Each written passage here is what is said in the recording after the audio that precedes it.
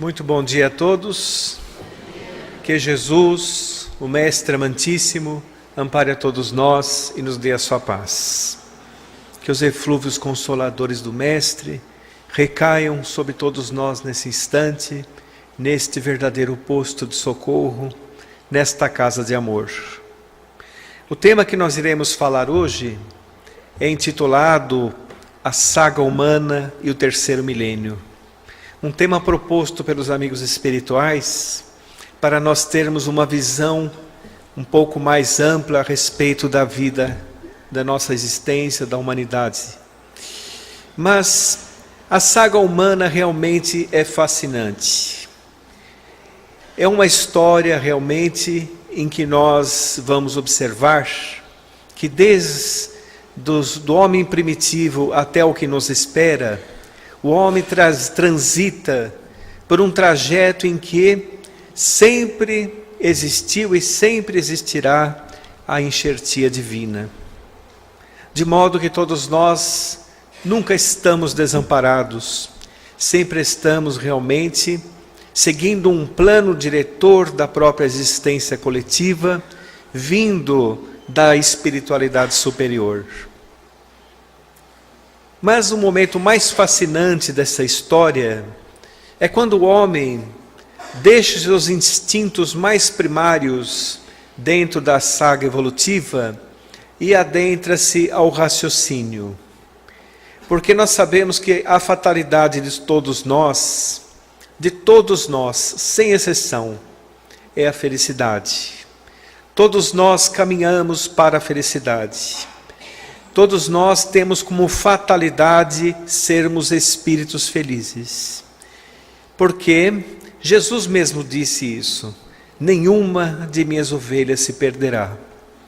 De modo que o trajeto até chegar a esta tão sonhada felicidade vai depender também de nossas escolhas, vai depender do trajeto que nós mesmos damos para a nossa existência. Porque sabemos, todos nós, que nós somos autores do nosso destino. Nós é que escrevemos o livro da nossa própria existência, que iremos lê-lo no presente e no futuro. De modo que, dentro da doutrina espírita, temos a felicidade de entender de que o que nós plantarmos hoje, colheremos amanhã. E que hoje somos o resultado do nosso ontem. Muitas vezes resgatamos em lágrimas o que fizemos no gargalhar inconsequente do passado. Muitas vezes, dentro das leis universais de causa e efeito e lei da reencarnação. Pensando desta forma, dando esse pequeno preâmbulo, nós vamos começar então a entender a humanidade terrena. Há 4 bilhões e 500 milhões de anos, Jesus, um espírito crístico, acima dos espíritos puros, com a sua equipe de espíritos puros que interpretavam fielmente o seu pensamento e o seu amor por nós, recebia sob sua responsabilidade uma esfera incandescente, que é a nossa terra. Ele iria ali então plasmar a nossa morada. E, dado esta potencialidade espiritual de Jesus, certamente o tempo tornou-se bastante relativo em relação a isso. 4 bilhões e 500 milhões de anos, Jesus já era um espírito crístico. Ele já era um co-criador do universo. Um ministro de Deus, médium de Deus, que plasmou a nossa morada. Isso está no livro A Gênese, de Allan Kardec, quando os espíritos da codificação fazem uma comparação entre a Gênese mosaica e a Gênese espiritual. Então ele divide os 6 períodos mosaicos da criação em 6 períodos geológicos. O período primário que está escrito ali no livro A Gênese é exatamente este período que nós citamos. Porque nós sabemos, para entender essa questão de Jesus plasmar o nosso planeta, nós vamos nos reportar também à escala espírita. Nós sabemos que existem os espíritos da primeira ordem, são aqueles espíritos imperfeitos. Existem os espíritos da segunda ordem, são os espíritos bons e benévolos. E existe o da primeira ordem, que são os espíritos puros. Os espíritos puros, na base dessa escala de espíritos puros, eles ainda podem reencarnar. Mas quando eles já se adentram na metade da escala, mais ou menos, já não reencarnam mais.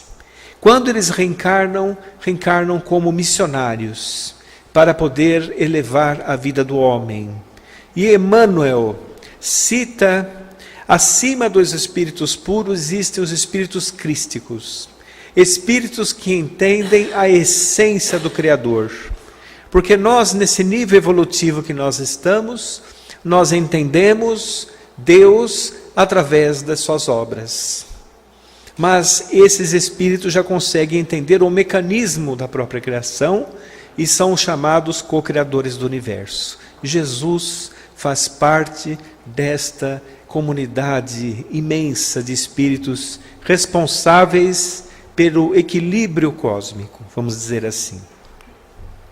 Mas depois desse período, o período primário, o período em que em que a Terra é uma esfera incandescente, os espíritos arquitetos, vamos dizer assim, de Deus, seguindo as premissas do próprio Jesus, eles começam a elaborar a matéria, elaborar as substâncias para que a Terra comece a se esfriar. Quando ela se esfria, ela é como se fosse uma grande estufa. E essa estufa, toda a matéria que existe na Terra estava volatizada no ar. E a Terra não passava luz, inexistência da vida na Terra. Conforme foram passando os séculos, os milênios, foi penetrando a luz solar na bruma espessa que circundava a Terra, fazendo com que essa matéria realmente assumisse a sua posição aqui em nosso planeta. Com o passar de mais milênios, todas essas sopas de substâncias foram dando possibilidade à vida. Começou com a vida microbiana, começou com a vida das plantas, depois os mamíferos, até que a Terra deu condições para abrigar espíritos que estavam fadados a serem humanoides, como nós. Aí nós vamos nos reportar ao homem primitivo. O homem primitivo, o Homo australopithecus, hoje em dia já se sabe até de homens mais antigos que o Homo australopithecus, não é? Ele era um ser, um braço mais evoluído do primata, que estava fadado a ser um ser humano. A partir daí, então, ele começa a se desenvolver. Poucas circunvoluções cerebrais, praticamente a base craniana, mais voltado à vida anímica, à reprodução, à alimentação, à sobrevivência, coisas desse tipo. O que o diferenciava dos animais era que é um espírito que poderia ter um pensamento contínuo. Portanto, a sua evolução seria uma evolução mais aprimorada do que os animais. Homo australopithecus. Poucas circunvoluções cerebrais, poucas capacidades de decodificar o que o espírito era capaz de fazer, porque o espírito era muito primário ainda. Depois foi se desenvolvendo, sempre com a enxertia divina, sempre com a preparação dos espíritos superiores. E começando a se desenvolver, nós vamos também abrir um parênteses para falar do perispírito. Nós sabemos que o perispírito intermediário entre o corpo físico e o espírito, por si só, ele não pensa. Ele obedece às matrizes evolutivas do próprio espírito. Então, à medida que o espírito evolui, o perispírito vai também se desenvolvendo e vai gerando corpos mais adaptados. Então, como aquele espírito criado, ele era fadado à evolução, o seu espírito por si só foi se desenvolvendo, querendo ir para frente. Isso foi também desenvolvendo sua parte perispiritual e gerando corpos mais evoluídos com o passar dos milênios. Mais circunvoluções cerebrais, para poder assumir esta evolução, para poder assumir a evolução. E como ele tinha um corpo mais aperfeiçoado, ele precisava de mais proteínas. Ele parou então de comer as vegetações, as coisas das árvores, e começou a caçar. Começou a caçar, e aquela caça com muita dificuldade. Começou também a perceber que se ele caçasse em clãs, em grupos, ele caçaria mais. Então eles se reuniram em grupos, tudo acompanhado pela espiritualidade superior.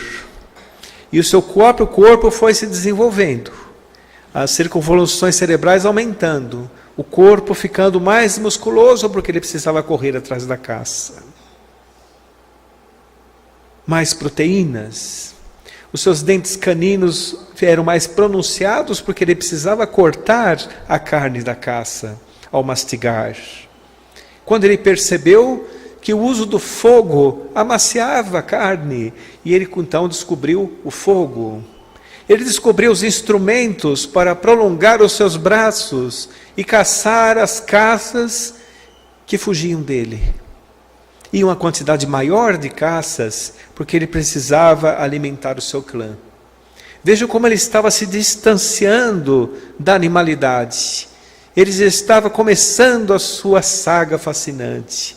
Ele já estava começando realmente a seguir um caminho da humanização. Depois, ele ficou ereto. E a partir daí, a partir do Homo habilis, do Homo erectus, uma grande lacuna. Aconteceu uma grande lacuna entre o homem de Neandertal e o homem Homo sapiens e Homo sapiens sapiens, que origina a nossa espécie de agora. Não é? Uma grande lacuna. E aí nós vamos nos reportar de novo a Emmanuel. Livro A Caminho da Luz.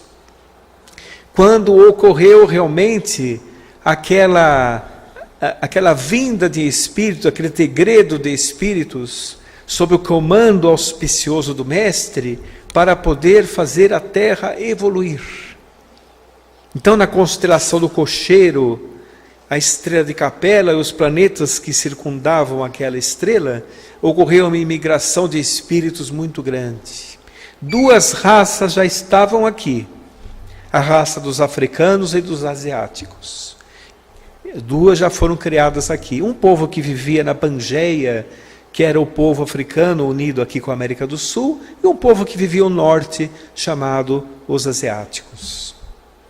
Mas degredados para cá, vieram os hebreus, o povo hebreu, que era o povo mais comprometido de Capela.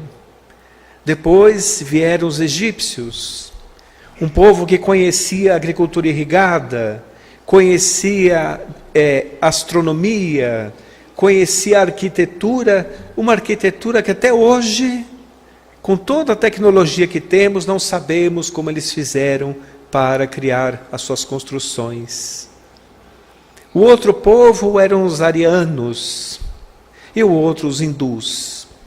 Então esses 6 povos, os 2 que existiam, com os 4 outros que vieram degradados, formam a grande família terrena.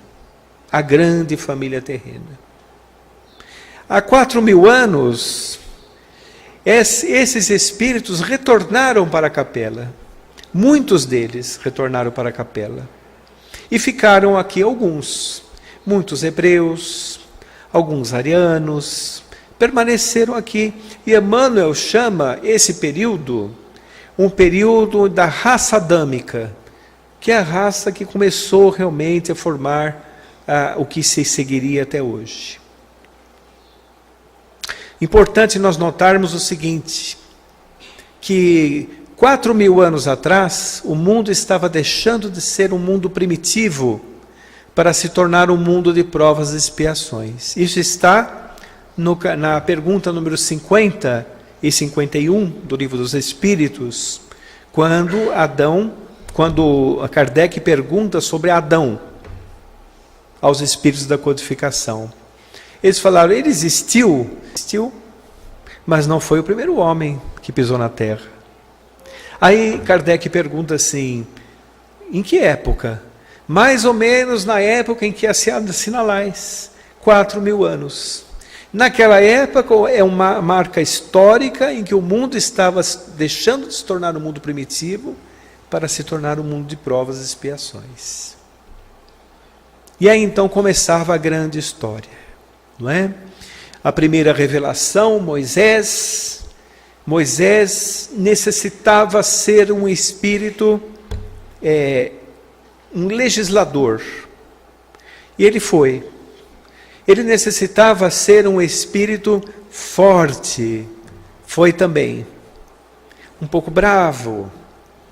Porque o povo que lá estava, dominado pelos egípcios, traziam os costumes do politeísmo. Vários deuses. Um Deus para cada interesse humano. E era necessário preparar o caminho para Jesus, a revelação maior que viria. Os hebreus lembravam-se o que dizia a boca profética a respeito da vinda do Messias. Eles se lembravam dessa parte. Muitos povos se desenvolveram, mas os hebreus sentiam no âmago do seu ser que viria realmente um espírito para libertar o ser humano. Existiam povos desenvolvidos. O povo da Mesopotâmia, por exemplo, no passado, ele sabia também agricultura irrigada, sabia noções da astronomia, sabia noções de medicina. O primeiro código social da humanidade foi criado pelos sumérios, pelo povo da Mesopotâmia, o Código de Hammurabi. Era um povo diferente, era uma parte daquele povo degradado. E os hebreus também traziam a sua tradição em si, fazendo com que eles fossem um povo desenvolvido para a época. Só que eles eram apegados aos vários deuses. Moisés os libertou. Criou um povo monoteísta para receber em seu seio Jesus. Eles se lembravam de Isaías, que falava: levantar-se-á um arbusto verde na ingratidão do solo árido. Muito antes da chegada de Jesus, os profetas já previam a sua chegada, com detalhes, principalmente Isaías. Isso é maravilhoso, não é?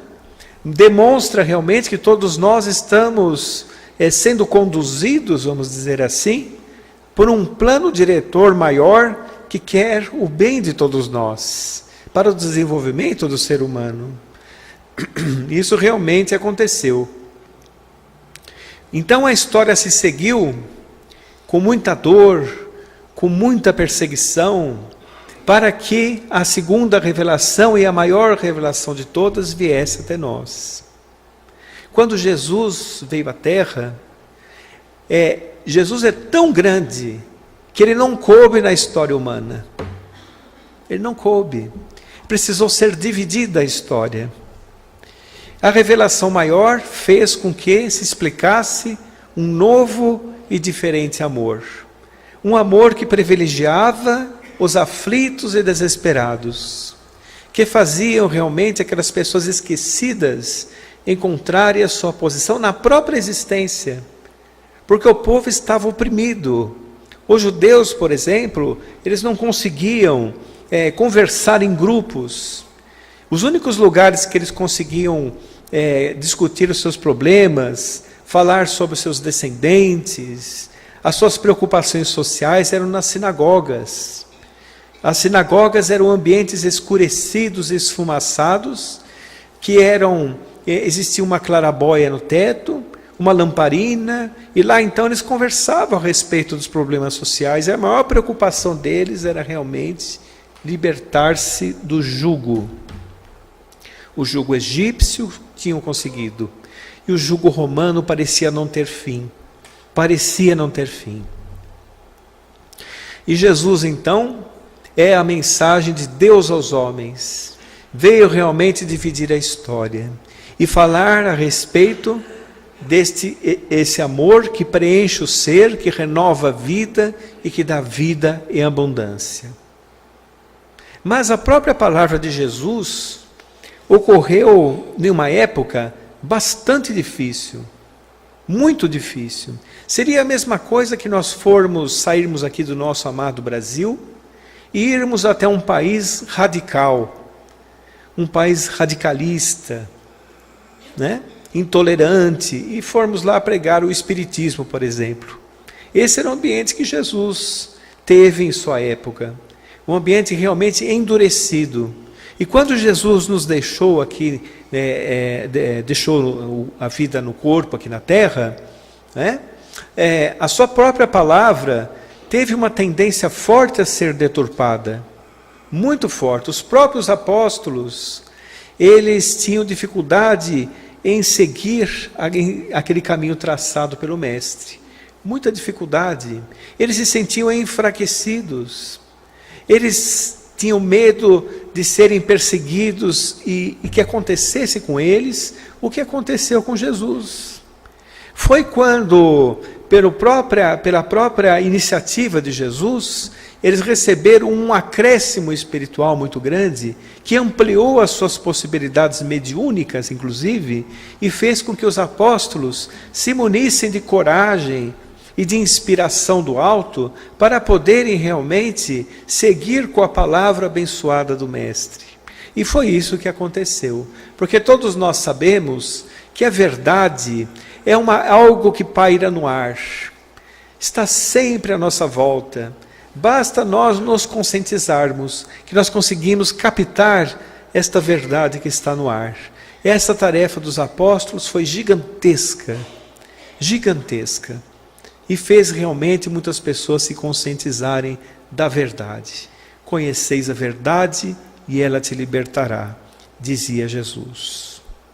Mas, após isso, as tentativas de deturpação eram muito grandes. Os próprios mártires cristãos que surgiram, os próprios mártires cristãos, foram perseguidos, foram mortos, foram torturados.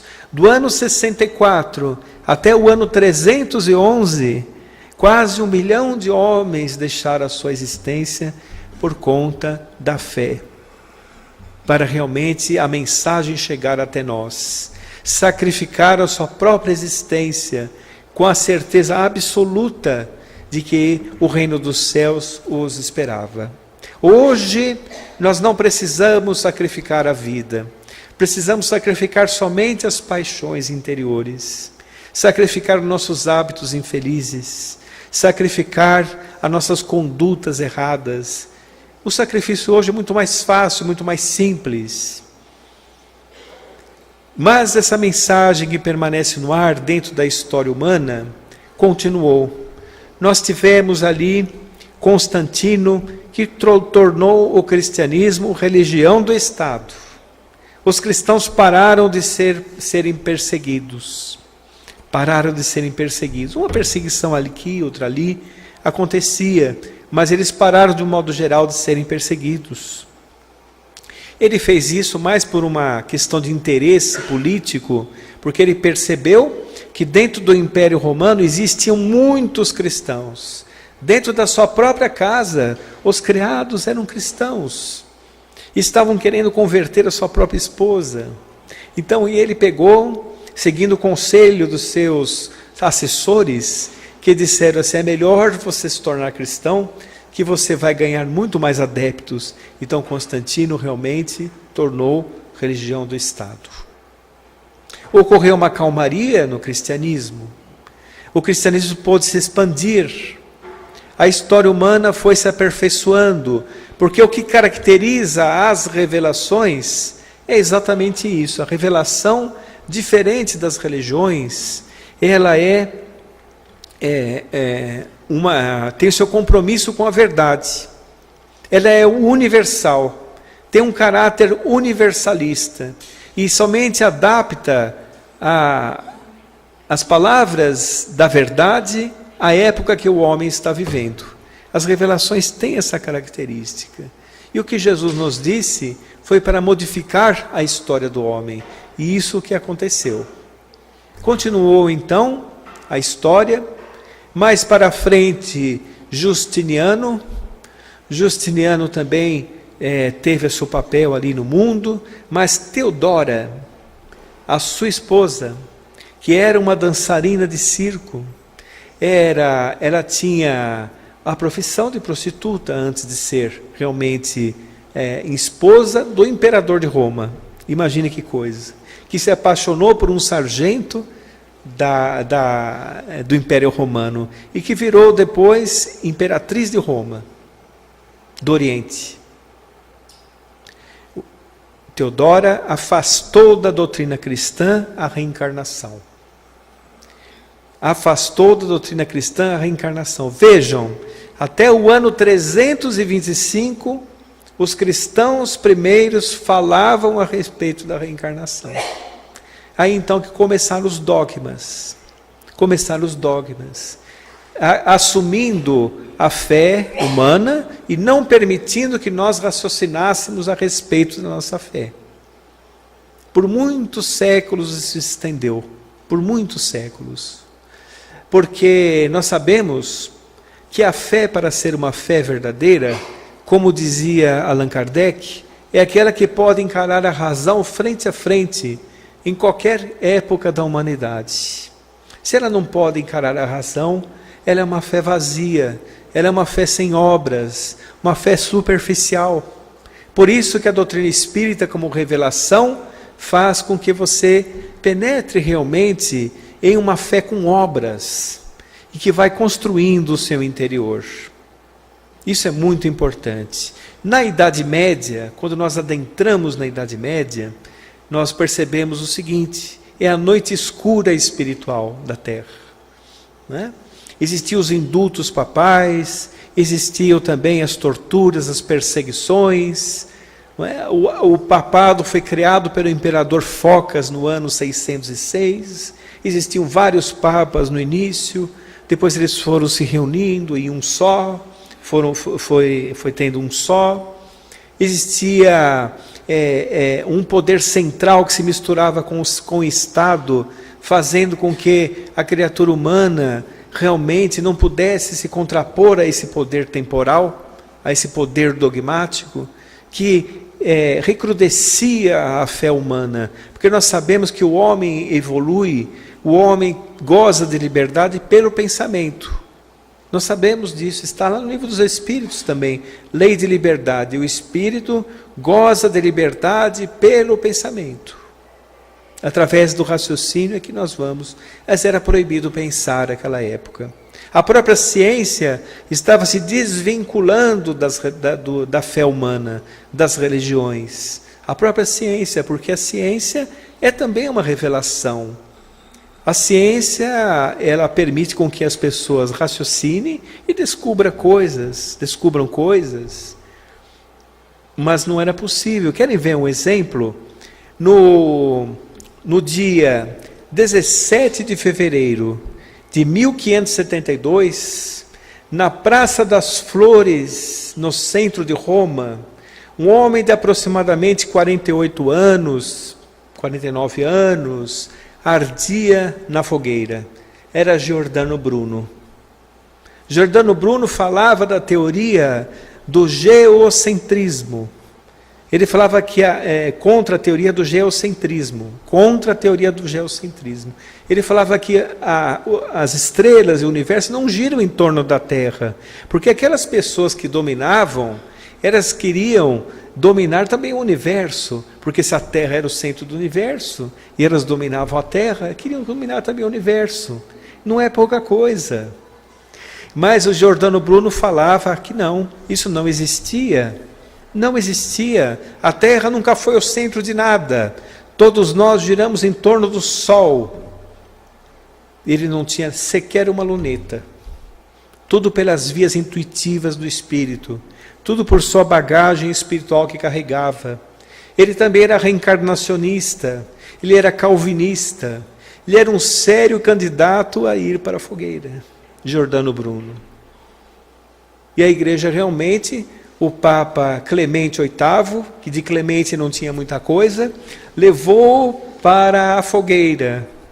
Sua língua estava transpassada por um prego, preso a uma haste de ferro, para que ele não blasfemasse mais contra o poder temporal. A Idade Média era terrível. Uma palestra como essa, por exemplo, todos nós iríamos para a fogueira em filinha na praça aqui, não é? Não se podia falar nada, não se podia fazer nada que contradissesse realmente o poder temporal. Mas em 1630, aparece Galileu Galilei. Galileu Galilei aperfeiçoou uma luneta. Ele pegou uma luneta, colocou mais espelhos, mais lentes e transformou realmente em um pequeno telescópio. Lá ele começou a observar Júpiter. E quando ele viu Júpiter, ele percebeu que em torno de Júpiter tinham algumas luas. Ele detectou 4 luas. Hoje nós sabemos que existem 16 ou 17 luas Júpiter, não é? Transitando em torno ali. Mas ele começou também a aprovar, endossar a teoria de Giordano Bruno. Ele publicou um livro, Galileu Galilei, para vocês verem como a história humana foi difícil chegar aqui onde nós estamos. Ele publicou um livro chamado assim, Teoria de 2 Sistemas. Então tinha um sistema de que a Terra era o centro do universo, em torno gravitava um pequeno Sol, imaginem, uma pequena Lua, e as estrelas para alegrar nossos olhos em torno. Era um sistema, uma sátira que ele estava fazendo do que se falava a respeito da época. E existia um personagem nesse livro chamado Simplício. Aí, os assessores do Papa, aí já não era mais o Papa Clemente VIII, era o Papa Urbano VIII, de Galileu Galilei. Os assessores falaram assim, olha, eu acho que esse personagem Simplício é uma sátira de Vossa Santidade. Chame aqui Galileu Galilei, então, para sentar na cadeira da Inquisição. E lá foi Galileu Galilei. Ele teve que voltar atrás, senão ele ia para a fogueira. Gozado que foi realmente uma pessoa da própria família Médici, que era uma família poderosa da época, um pouco complicadinha, que fez com que ele não fosse para a fogueira, porque existia lá um integrante que era afeiçoado à ciência. Então ele não foi para a fogueira, ficou em prisão domiciliar até o final da existência, e quando ele estava por desencarnar, ele voltou atrás e falou que a sua teoria era verdadeira. Já ia desencarnar mesmo, não é? Mas depois ele retorna no livro A Gênese, Galileu Galilei, através das mãos de Nicolau Camille Flammarion, contemporâneo de Allan Kardec, que serviu de médium. E no capítulo Uranografia Geral do livro A Gênese, ele fala a respeito de muitas coisas do universo. Ele fala da teoria da relatividade, por exemplo, 50 e tantos anos antes de Einstein. Fala da teoria da relatividade. É belíssimo. Eu recomendo que leiam. Capítulo Uranografia Geral do livro A Gênese. Mas vejam como foi difícil esse período da Idade Média. Mas a espiritualidade, como nos acompanha, enviou nesse período da Idade Média, no ano 1200 e pouco, Francisco de Assis, um espírito maravilhoso, que veio falar a respeito da simplicidade, da humildade, da caridade, o amor à natureza, e vários missionários foram mandados para que pudesse realmente a história humana não ir por um caminho tão tortuoso, mas o mais interessante, o mais incrível e maravilhoso é que a essência da palavra de Jesus, apesar de todos os desmandos da Idade Média, todos os desmandos da Idade Média, não recrudesceu. a essência permanece, porque está encravado na psicosfera terrestre, dada a potencialidade das palavras de Jesus. A Idade Média, ela foi tão terrível, que se, por exemplo, uma pessoa fizesse uma brincadeira na rua, imitasse um animal, ela ia para a fogueira, ou ia ser torturada, porque estava possessa. Se vendia indultos, né? Cadeiras cativas no reino dos céus. Por exemplo, existiam, quem tocasse a tíbia do burrico que Jesus utilizou para entrar em Jerusalém, ganharia o perdão de todas as ofensas. Tinha que pagar bastante para conseguir tocar a tíbia do burrico. O problema é que tinha 5 tíbias. Não é? Era impossível, né?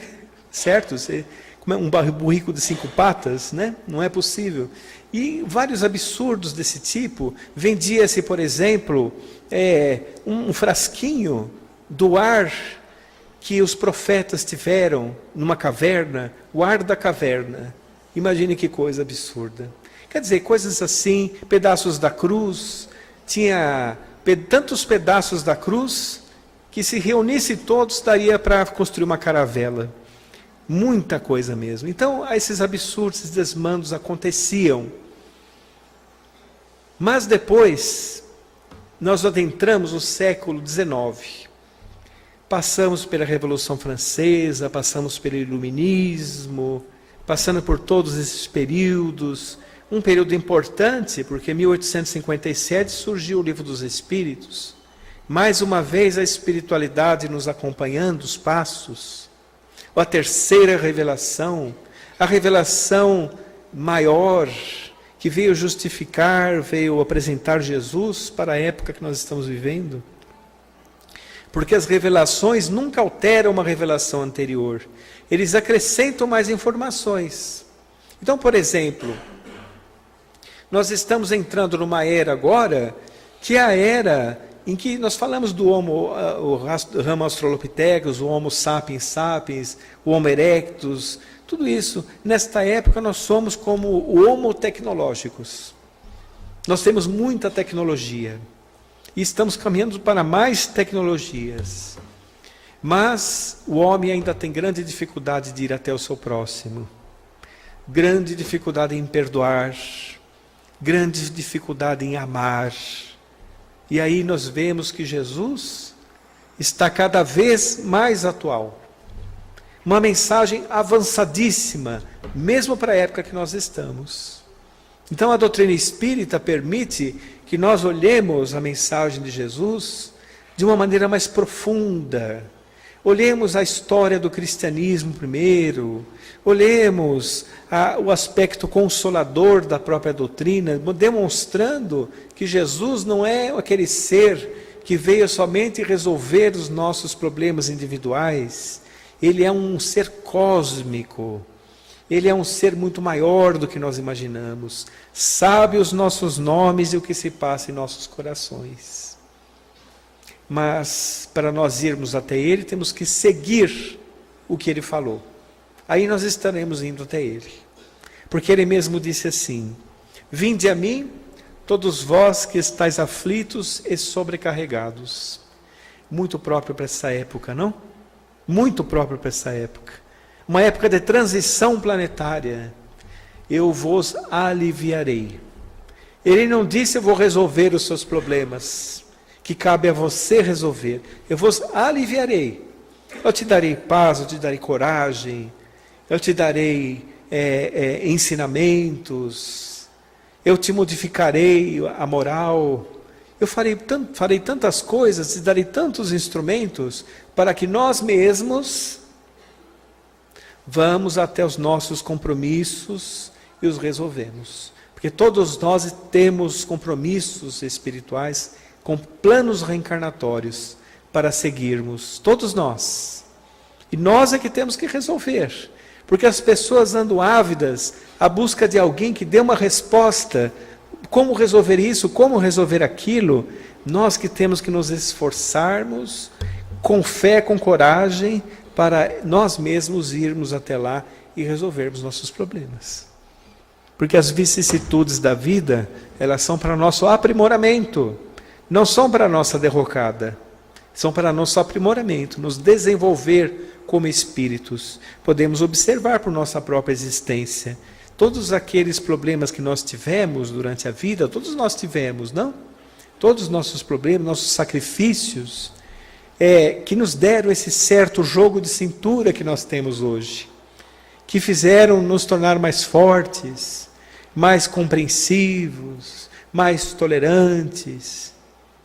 Examine sua existência como ela era há 10 anos, há 15 anos. Se fosse agora, muitas coisas você não falaria. Se fosse aquela época, retornasse, né? Você deixaria de falar muitas coisas, faria de uma forma diferente, que a imaturidade antes não permitia. Mas nós estamos falando do século XIX. Século XIX foi a era do materialismo. Lembram-se que as religiões estavam brigadas com as ciências? As ciências, quando as religiões pararam de perseguir, matar e levar para a fogueira, as ciências se viram livres.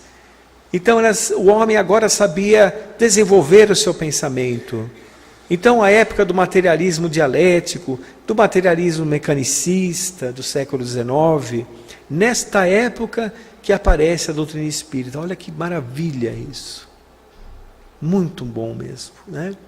Porque o homem precisava de um refresco para as suas expectativas, vamos dizer assim. Porque os materialistas estavam ali. Eles estavam ali. Existe um livro de Nietzsche, por exemplo, um materialista, pessimista, que falava a respeito assim, século XIX, não temos necessidade de Deus, ele dizia. Nós sabemos pensar, libertemo-nos do dacão da fé e proclamemos a hora nova da razão. Então, a multidão que ouvia aquela voz desvairada, pensava assim, e agora, o que será de nós? Quem acenderá as estrelas dos céus? Quem alimentará as aves e os peixes? Quem cuidará de nós? O homem necessita de Deus em toda a sua trajetória. E o materialismo estava judiando do pensamento humano. Nesta época surge a terceira revelação. Aí o homem adentra-se pelo século XX. O início do século XX terrível. 2 grandes guerras. Epidemias, pandemias muito grandes. Vocês podem reparar que quando a vibração da Terra baixa, aparece alguma epidemia. Já repararam nisso? É por causa da condição vibratória da própria Terra. As bactérias, os vírus, que são seres unicelulares, uma aguinha, ficam volatizados fluidicamente em torno da Terra. Basta a Terra ter realmente condições para eles se manifestarem, se manifestam. Aconteceu isso, por exemplo, na febre espanhola de 1918, Primeira Guerra terrível, não é? E o homem veio de várias guerras, as cruzadas, certo? Depois a Primeira Guerra, a Segunda Guerra. O homem está em guerra quase que desde o princípio. E aí nós pensamos assim, a humanidade terrena, 40% da humanidade terrena tem algum tipo de transtorno mental. 40%. Dado da Organização Mundial de Saúde. Agora nós imaginamos, isso aí dá mais ou menos uns 2 bilhões e 500 milhões de pessoas. Mais ou menos isso, é bastante gente. Por que será que isso acontece? Basta pegar um livro de história e ver a história humana. Pegue o livro dos Espíritos, estude a lei de causa e efeito. Lá está a resposta porque a humanidade tem 40% de transtornos mentais. Estão se recuperando, estão resgatando, estão reajustando, colocando seu espírito no prumo. Não tem nada errado, está tudo certo, dentro do padrão evolutivo que nós estamos. Aí o homem sai do início do século XX e entra numa época também de materialismo muito grande. Muito materialismo, não é? Mas a doutrina espírita vai se desenvolvendo. Ele vai se desenvolvendo e fica raízes aqui no Brasil. Finca raízes no Brasil. Aí muitas pessoas podem pensar assim, mas é só no Brasil. No país lá na França, 1000 espíritas. Mais ou menos isso. 950 são brasileiros que estão lá, não é? Mas isso é previsto pela espiritualidade. É previsto, porque a verdade ela é gradativa, ela vai penetrando nos seres à medida que a sua maturidade vem. À medida que a maturidade aparece, aí realmente a verdade também é descoberta por nós. Ela não surge, ela sempre esteve lá. Nós é que começamos a sintonizar com ela à medida que o espírito amadurece. Mas o Brasil, nosso amado Brasil, nós temos que, como espíritos, agradecer muito, muito a oportunidade de ter reencarnado no Brasil. Muita gente pode parecer estranho, pode parecer estranha essa afirmativa, mas o Brasil realmente tem uma programação espiritual para ele bastante interessante. Quando o Brasil foi descoberto em 1500, o Michelangelo estava pintando a Capela Sistina. O Brasil é muito novo. Existem aqui espíritos do mundo inteiro reencarnados, do mundo inteiro. Na época de Kardec, os espíritos disseram assim, em 150 anos, a maioria dos espíritas da Europa, daquelas pessoas simpatizantes da doutrina, estarão entendendo o espiritismo e frequentando o espiritismo.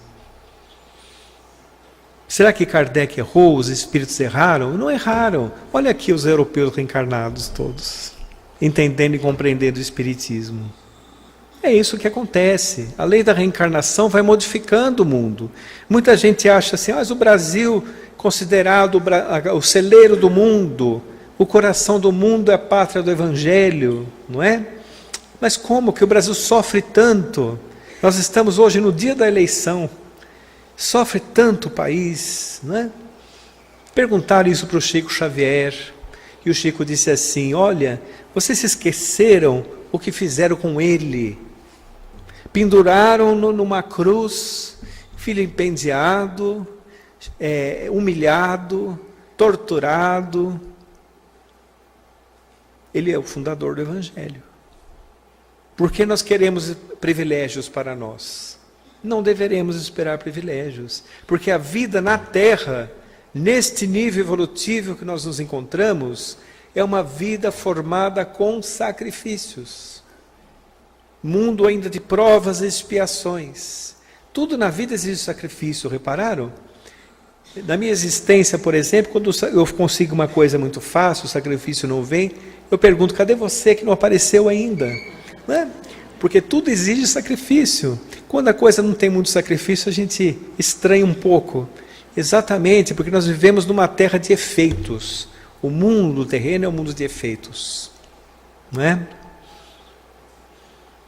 Então, certa vez, tem uma história nesse livro, O Coração do Mundo, Pátria do Evangelho, de Humberto de Campos, recomendo que leiam também. É uma história muito bonita, que mostra Ismael, o espírito tutelar do Brasil, fazendo uma reunião com espíritos evoluídos. Não é?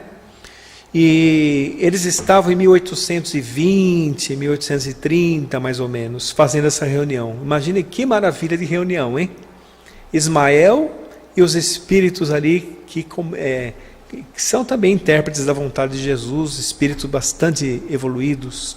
Eles estavam programando a reencarnação de Bezerra de Menezes. 1820, antes do advento da doutrina espírita. Vejam como a programação do espiritismo aqui para o Brasil já vem de muito tempo.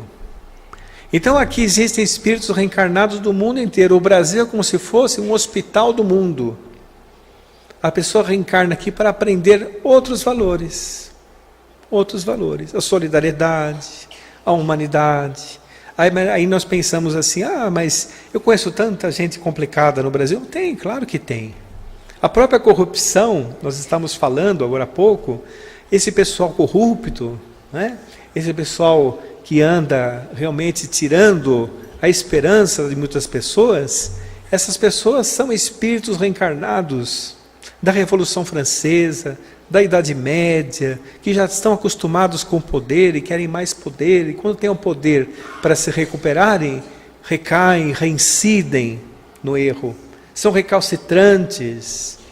Mas nós temos que entender o seguinte: nós estamos nesse período de transição que faz com que os espíritos que são recalcitrantes se reencarnem em mundos compatíveis com o seu estado. Vai acontecer com a Terra o que aconteceu com Capela, como nós citamos.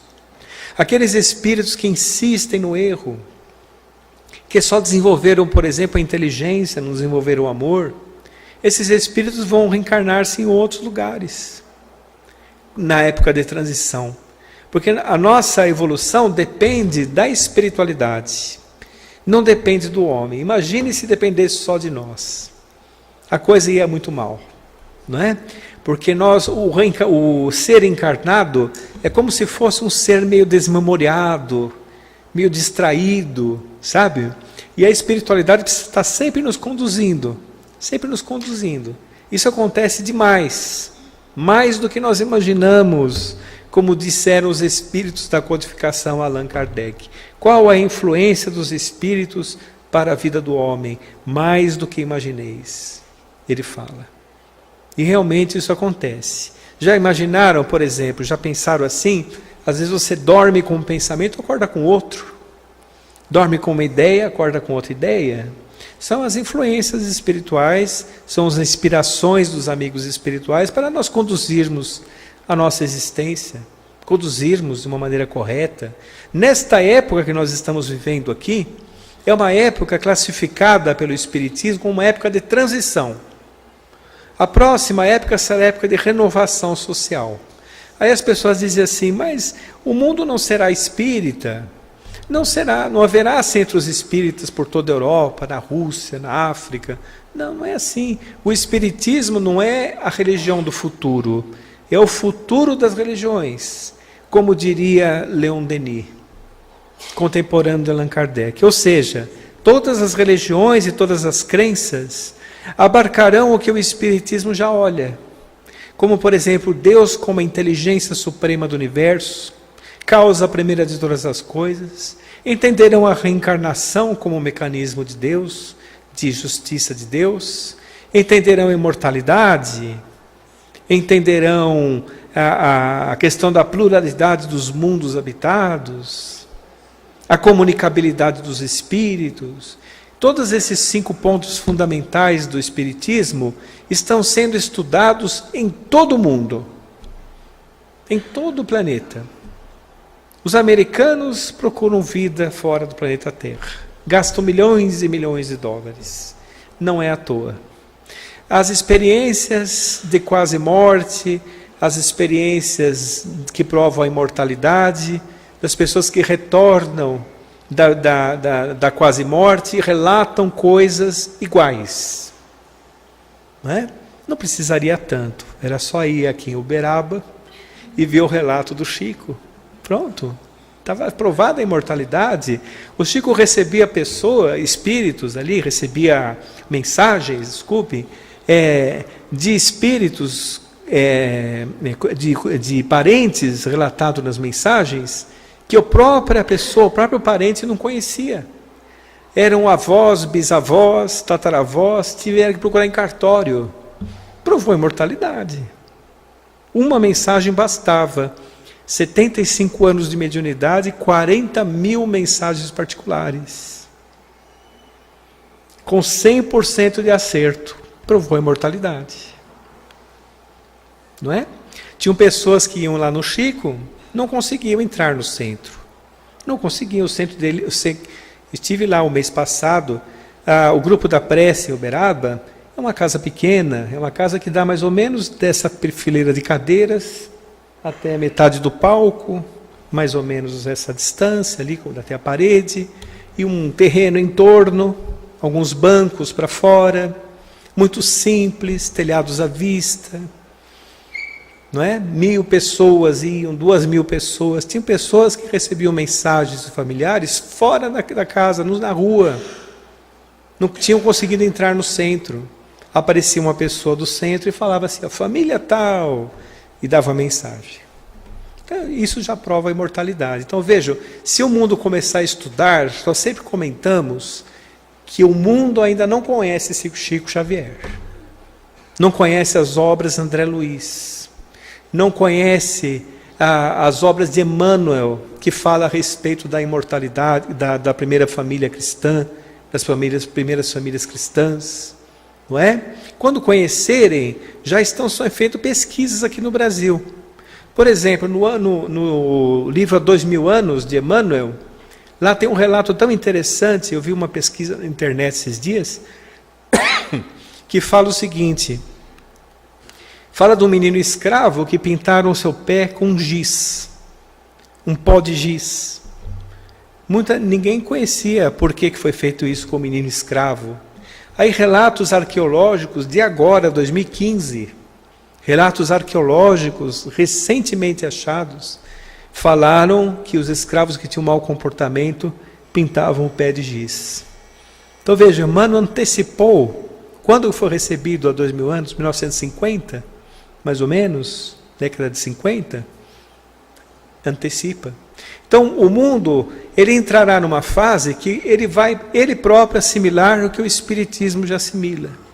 Nós estamos em uma época muito grave, espiritualmente histórica para a humanidade, em que nós somos colocados frente a frente com a nossa realidade espiritual. Nós temos que arregaçar as nossas mangas, temos que deixar as quireras de lado, os diz que me diz, os rancores, as vaidades, e seguirmos adiante. Aí sim, aí o homem encontrará o seu caminho tão esperado. Ele vislumbrará uma nova existência. Ele pode até se lembrar de toda essa luta que nós comentamos en passant só da história humana. Naturalmente, no tempo que nós temos não dá para contar tudo, né? Mas contamos os pontos principais. E nós vamos entender o seguinte, todos nós caminhamos para a felicidade. Basta nós tomarmos a nossa atitude. Quando tomarmos a nossa atitude, a nossa vida se descortinará numa beleza imensa. Nós vamos agradecer cada passo que damos na terra, cada vez que levamos uma colher, um garfo à boca, cada vez que olhamos para alguém, que falamos para alguém, cada vez que ouvimos, nós vamos agradecer muito. Porque diante de todos os desmandos que nós fizemos na existência, nós caminhamos com a misericórdia de Deus em nós. E para encerrar, eu gostaria de fazer uma prece, e peço que vocês me acompanhem nessa prece, que fala um pouco o que nós falamos até aqui. É uma prece, devo ter feito essa prece aqui já, mas é interessante fazermos, porque é muito bonita, recebida por Chico Xavier, de José Silvério Horta, uma prece que fala realmente o que nós precisamos fazer. Pai nosso que estais nos céus, na luz dos sóis infinitos, Pai de todos os aflitos deste mundo de escarcéus, santificado seja o teu nome sublime, que em todo o universo exprime ternura, concórdia e amor. Venha a nós o teu reino de bondade, de paz, de claridade, na estrada da redenção. Cumpre-se seu mandamento que não vacila nem erra, nos céus como em toda a terra, de lutas e sofrimento. Livra-nos de todo mal, dá-nos o pão no caminho, feito na luz do carinho, do pão espiritual. Perdoa-nos nossos débitos tenebrosos, de passados escabrosos, de iniquidade e de dor. Auxilia-nos nos sentimentos cristãos, a amarmos aos nossos irmãos que ainda vivem longe do bem. E com a proteção de Jesus, livra a nossa alma do erro, deste mundo de desterro, distante ainda de vossa luz. Que a nossa ideal igreja seja o altar da caridade, onde se faça a vontade de teu bendito amor. Que assim seja.